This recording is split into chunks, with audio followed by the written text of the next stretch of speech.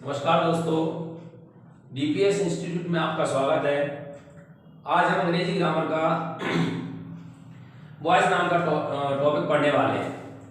परीक्षाओं में कई बार इस टॉपिक को पूछा गया है और अगर हम बात करें बोर्ड परीक्षाओं की तो 1 से 2 नंबर का ये टॉपिक अवश्य पूछा जाता है और प्रत्येक परीक्षा में प्रत्येक वर्ष पूछा जाता है।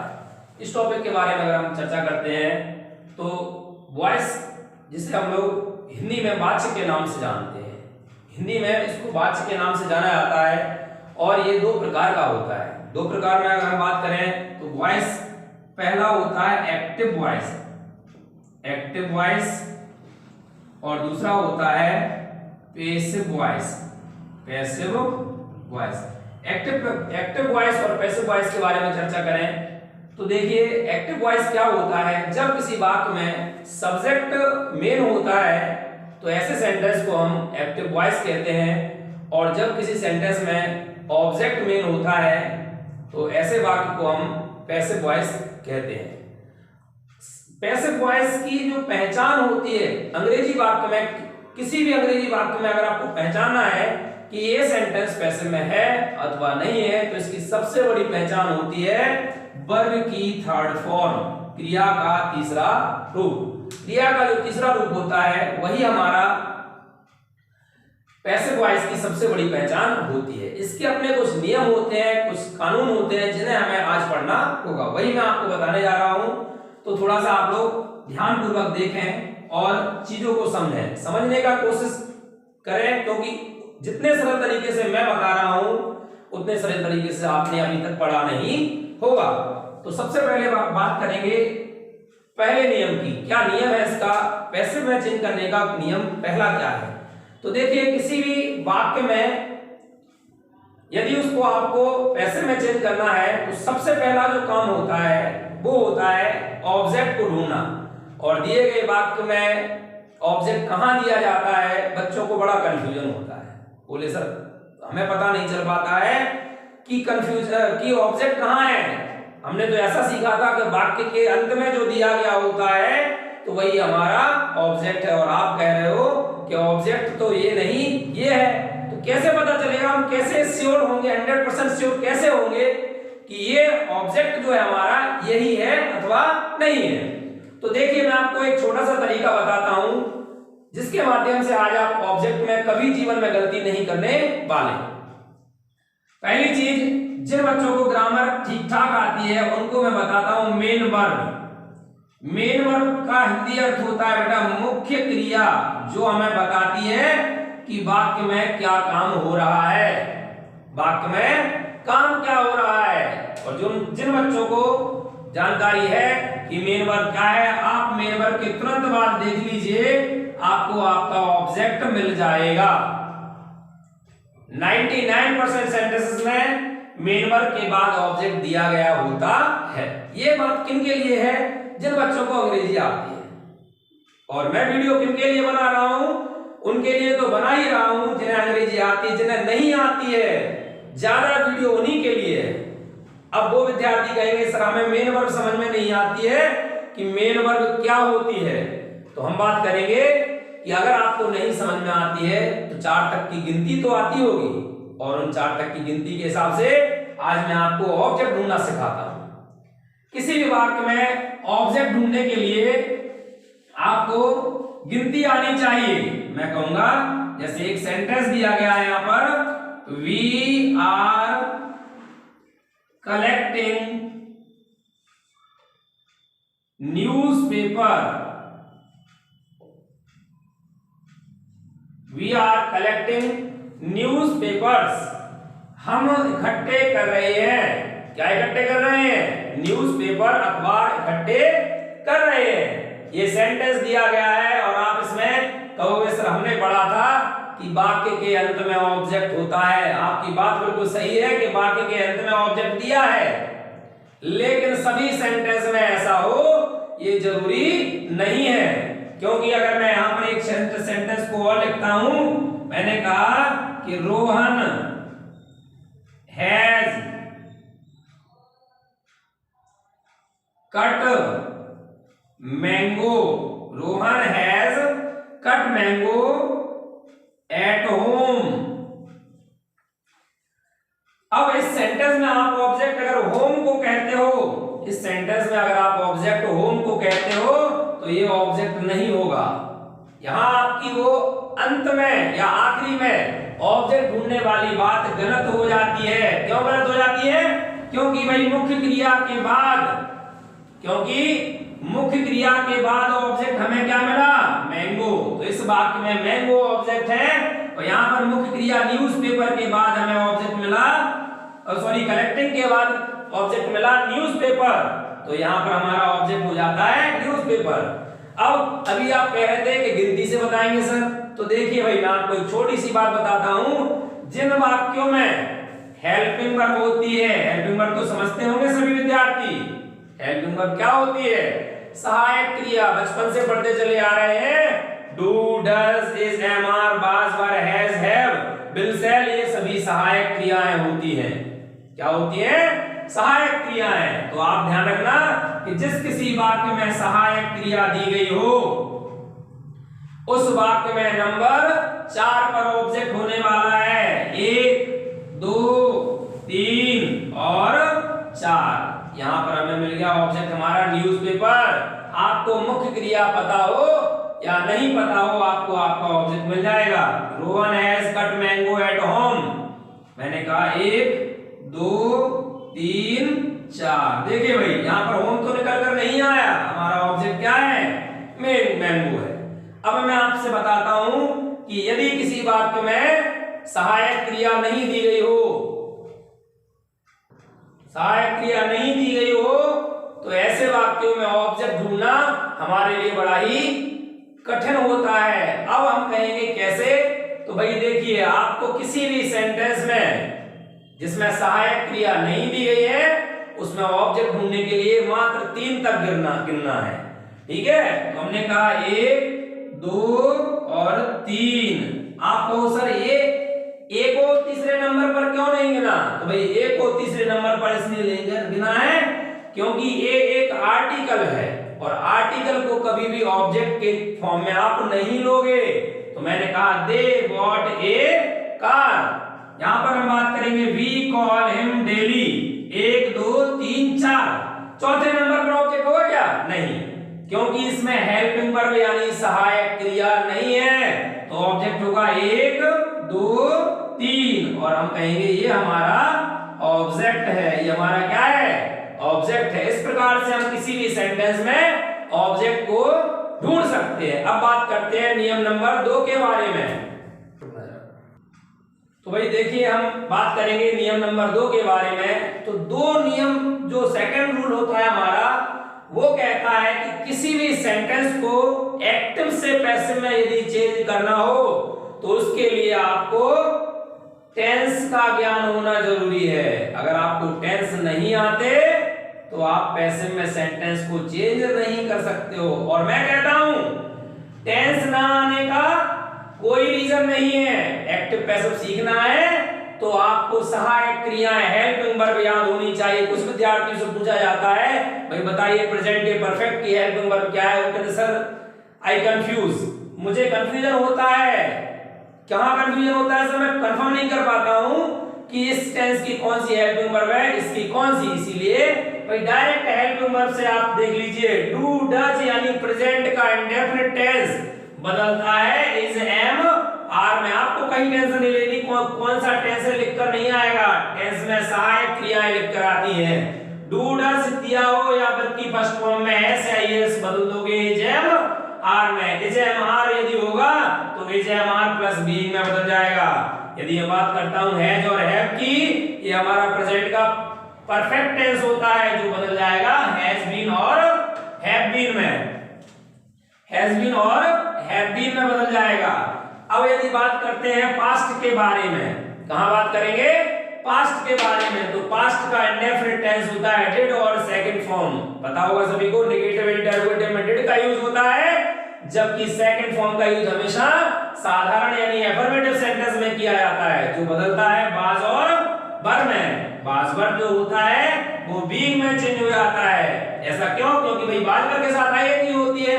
अब आईएनजी को हम कहां छोड़ेंगे, इसीलिए उन्होंने कह दिया कि भाई बीइंग लगा दीजिए, इसलिए इसका काम पूरा हो जाएगा। हैड होता है हमारा परफेक्ट टेंस, जो कि बदलेगा भाई हैड बीन में। हम बात करेंगे फ्यूचर की, तो विल और शैल हमारा फ्यूचर का इंडेफिनिट होता है, जो विल बी और शैल बी में चेंज होने वाला है। और फ्यूचर का कंटीन्यूअस चेंज नहीं होता, कंटीन्यूअस चेंज नहीं होता, क्योंकि इसकी हेल्पिंग वर्ब विल बी और शैल बी होती है, उसको नहीं। ऐसे में सिर्फ 8 टेंस चेंज होते हैं, 1 2 3 3 6 और 2 8। हम कहेंगे ये हमारा टेंस दिया गया है फ्यूचर का परफेक्ट, जो विल और विल हैव और शैल हैव चेंज होता है विल हैव बीन और शैल हैव बीन में। सिर्फ 8 टेंस ही चेंज होते हैं। आपको इन 8 टेंस को बड़े तरीके से देखना होगा, याद करना होगा। अगर ये याद हो जाता है तो आप कैसा भी सेंटेंस पैसिव का हो उसको चेंज कर देंगे। अब मैं बात करूंगा, कभी कभार मॉडल वर्ब आती हैं। मॉडल वर्ब्स जो होती हैं वो सभी को पता होगा, can, could, may, might, should, would, ये हमारी 13 वर्ब होती है। इन 13 वर्ब में कुछ नहीं करना होता है, सिर्फ बी लगा दीजिए। सपोज यहां पर दिया गया हो मे, तो मे का पैसिव हो जाता है मे बी। अगर मैं कहता हूं दिया गया हो कैन, तो कैन का हो जाता है कैन बी। कोई भी मॉडल वर्ब दी गई हो, आपको बी जोड़कर उसे पैसिव में चेंज करना है। सभी को क्लियर है भाई? अब हम बात करेंगे भाई सेकंड के बाद थर्ड के बारे में। तो रूल नंबर जो थर्ड है हमारा, वो कहता है कि मैं ही इसकी सबसे बड़ी पहचान हूं। किसकी भाई? आपको मैंने शुरू में बताया था कि पैसिव की सबसे बड़ी पहचान क्या होती है? थर्ड फॉर्म होती है। क्या होती है? Third form. देखिए लिखा हुआ है ऑलवेज यूज थर्ड फॉर्म। हमेशा पैसिव में थर्ड फॉर्म का यूज किया जाता है, हमेशा थर्ड फॉर्म का यूज किया जाता है। इसीलिए आपको हेल्पिंग वर्ब लिखने के बाद हमेशा थर्ड फॉर्म का यूज करना है। अब थर्ड फॉर्म भैया याद करनी होगी आपको, और वो याद करने के लिए मैं आपको तरीका बताऊंगा अगले वीडियो में कि हमें थर्ड फॉर्म को कैसे यूज करना है। इसीलिए आप लोगों को अगला वीडियो भी देखना होगा। मैंने आपसे बताया कि ऑलवेज यूज थर्ड फॉर्म, हमेशा थर्ड फॉर्म का यूज किया जाता है। अगर मैं बात करता हूं रूल नंबर 4 की, तो भाई हम देखिए जरा यहां पर बताते हैं use by preposition. By preposition क्यों लिखा मैंने? भाई देखिए यहां पर बाय लिखा हुआ है और प्रीपोजिशन लिखा हुआ है। प्रीपोजिशन में आपको पता होना चाहिए कि बाय के अलावा और भी सारे प्रीपोजिशन यूज हो जाते हैं, जैसे टू हुआ, एट हुआ, विथ हुआ, इन हुआ। हम कहेंगे और भी सारे प्रीपोजिशन यूज होते हैं, इसीलिए या तो आप बाय का यूज कर दीजिए या फिर आप टू, एट, विथ, इन का यूज कीजिए। लेकिन ये कुछ निश्चित होते हैं, मैं आपको आगे वीडियो में बताऊंगा किन किन वर्ब के साथ में टू, एट, विथ, इन लगता है। लेकिन फिलहाल आपको जब समझ में नहीं आता है तो आप क्या लगाएं? बाय लगाएं। यदि आपको वो वर्ब याद है जिनके साथ अन्य प्रीपोजिशन यूज होते हैं तो ये आप इनका यूज करें, अदरवाइज आपको बाय लगाना है। और इस बाय के बाद हम कह सकते हैं आपको हमेशा बाय के बाद या प्रीपोजिशन के बाद हमेशा आपको सब्जेक्ट को लिखना है। सब्जेक्ट को, वो भी किस फॉर्म में? ऑब्जेक्ट के फॉर्म में। अब आप कहेंगे सर सब्जेक्ट को ऑब्जेक्ट के फॉर्म में, ये बात कुछ हमें हजम नहीं हुई। तो देखिए भाई मैं आपसे कहता हूं, यदि आपका सब्जेक्ट आई दिया था तो आई को हम बदल देंगे मी में। अगर हमारा दिया है सब्जेक्ट वी, तो वी को बदल देंगे हम अस में। अगर मेरा सब्जेक्ट दिया गया है यू, तो यू को बदलने वाले हैं हम यू में। यू ही रहता है, क्योंकि इसका सब्जेक्ट फॉर्म और ऑब्जेक्ट फॉर्म दोनों एक समान होते हैं। बात करूंगा अगर मैं दे की, तो दे का ऑब्जेक्ट क्या होने वाला है? देम। अगर बात करूंगा मैं ही की, तो ही का ऑब्जेक्ट क्या होने वाला है?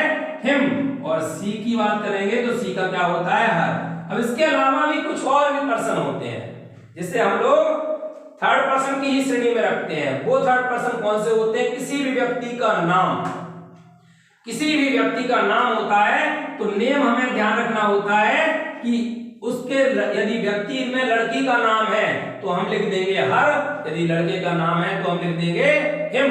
लेकिन ध्यान ये रखना है पैसिव में चेंज करते समय हमें सिर्फ नाम का नाम ही लिखना होता है। इसीलिए ध्यान ये रखते हैं कि नाम का नाम लिखना होता है। देखिए भाई इसका एक एग्जांपल अपन लेकर देखते हैं।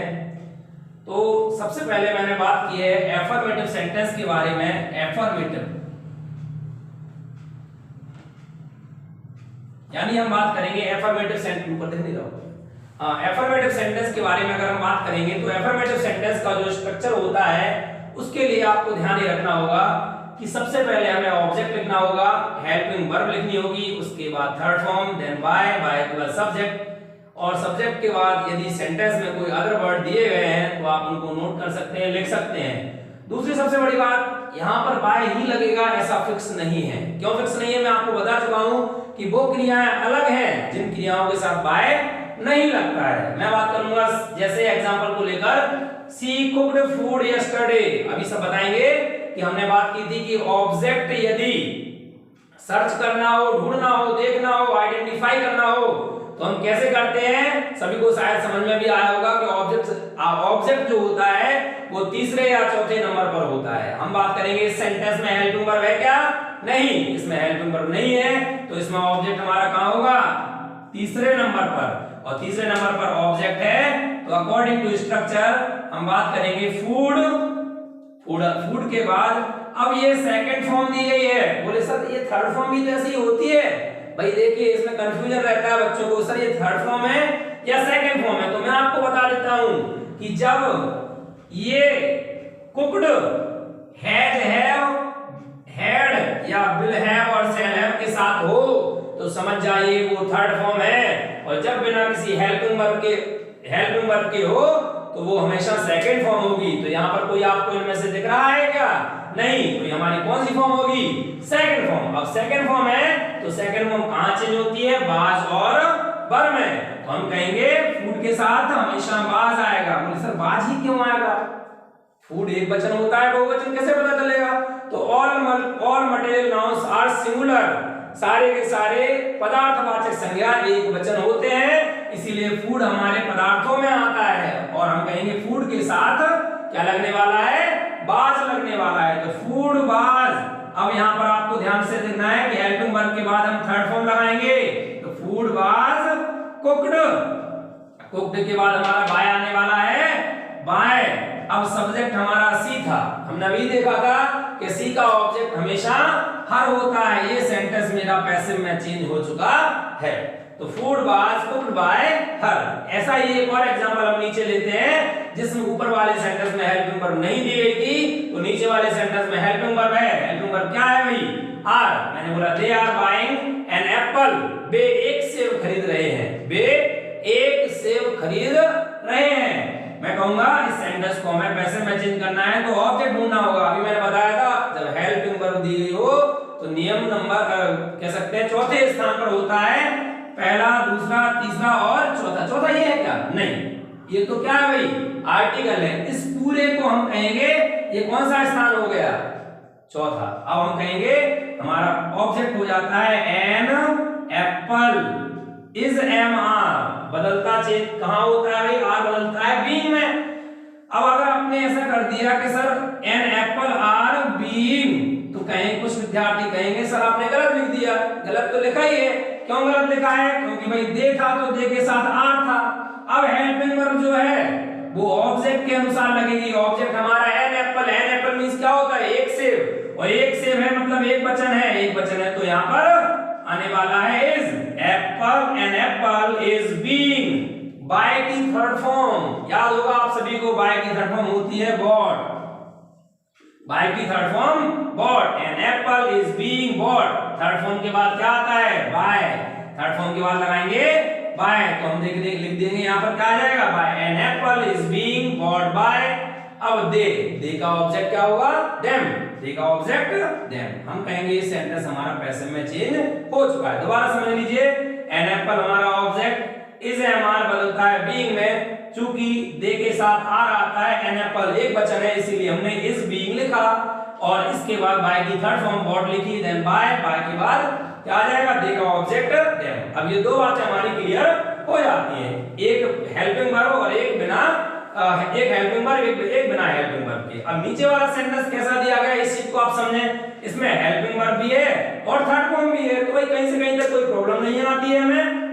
ये सेंटेंस सबसे सरल माना जाता है, क्यों, क्योंकि आपको अपनी तरफ से थर्ड फॉर्म का यूज नहीं करना है, इसमें पहले से ही थर्ड फॉर्म दी रहती है। उसका लॉजिक क्या है, उसका कारण क्या है कि यहाँ पर हैज हैव दिया गया है। अब देखिए इसमें हेल्पिंग मुख्य क्रिया दी गई है कौन सी, फिनिश्ड, और हम कहेंगे हेल्पिंग वर्ब दी गई है कौन सी, हैज हैव। 1 2 3 और 4, चौथे स्थान पर हमारा दिस वर्क है।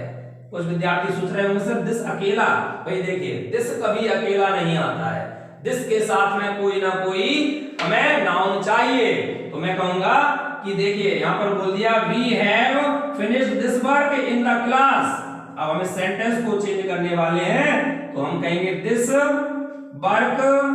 अब दिस वर्क अपने आप में एक वचन होगा, दिस वर्क माने अब कहोगे सर इसका आपको कैसे पता चला कि सर एक वचन है, तो भाई दिस माने यह होता है, यह हमेशा एक वचन होता है, एक वचन होता है तो फिर हम क्या करेंगे, यहाँ हेल्पिंग वर्ब भी एक वचन की लगाने वाले हैं। तो चूंकि वी के साथ हैव लगेगा तो इसके साथ क्या हो जाएगा, has. This work has finished, third form पहले से दी हुई है, this work has finished by, subject क्या है इसका, वी का क्या हो जाएगा, अस, और हमारे अदर वर्ड में क्या है, इन द क्लास। ठीक है भाई, सभी लोग क्लियर है, this work has finished by us in the class. अब इसके बाद मैं आपको एक छोटी सी चीज बताता हूं, कुछ विद्यार्थियों को ऐसा लग रहा होगा कि सर आपने इनका हिंदी अर्थ तो बताया ही नहीं। भाई हिंदी अर्थ तो सुन लीजिए, सी कुक्ड फूड यस्टरडे, उसने कल खाना पकाया, food was cooked bye her yesterday, food was cooked bye her yesterday. तो देखिए भाई खाना पकाया गया उसके द्वारा, यस्टरडे, यस्टरडे मीन्स होता है कल, तो खाना कल उसके द्वारा पकाया गया। They are buying an apple, they are buying an apple, वे एक सेब खरीद रहे हैं, एक सेब उनके द्वारा खरीदा जा रहा है। मैंने कहा we have finished this work in the class, हमने इस काम को कक्षा में पूरा किया, यह काम हमारे द्वारा कक्षा में पूरा किया गया है। अब नीचे वाला सेंटेंस दिया गया है यू रीच्ड स्टेशन, इस सेंटेंस को आप लोग बना सकते हो क्या? अगर आप बनाना चाहो तो भी नहीं बना पाओ, क्योंकि ये क्या होता है, नो चेंज। ऐसे सेंटेंस को हम क्या करते हैं, नो चेंज। इसका रीजन मैं आपको अगले वीडियो में बताऊंगा। धन्यवाद। अगर आपको वीडियो पसंद आए तो लाइक सब्सक्राइब करें और पढ़ते टाइम शेयर जरूर करें, जिससे कि आप फायदा ले ही रहे हैं, आपके सहपाठी, आपके जो क्लासमेट हैं वो भी इस वीडियो को देखकर उस चीज का फायदा उठा सकें। हालांकि ये जो आपका पैसिव है अभी इनकम्प्लीट है, कंप्लीट मैं आपको अगले वीडियो में करने वाला हूं।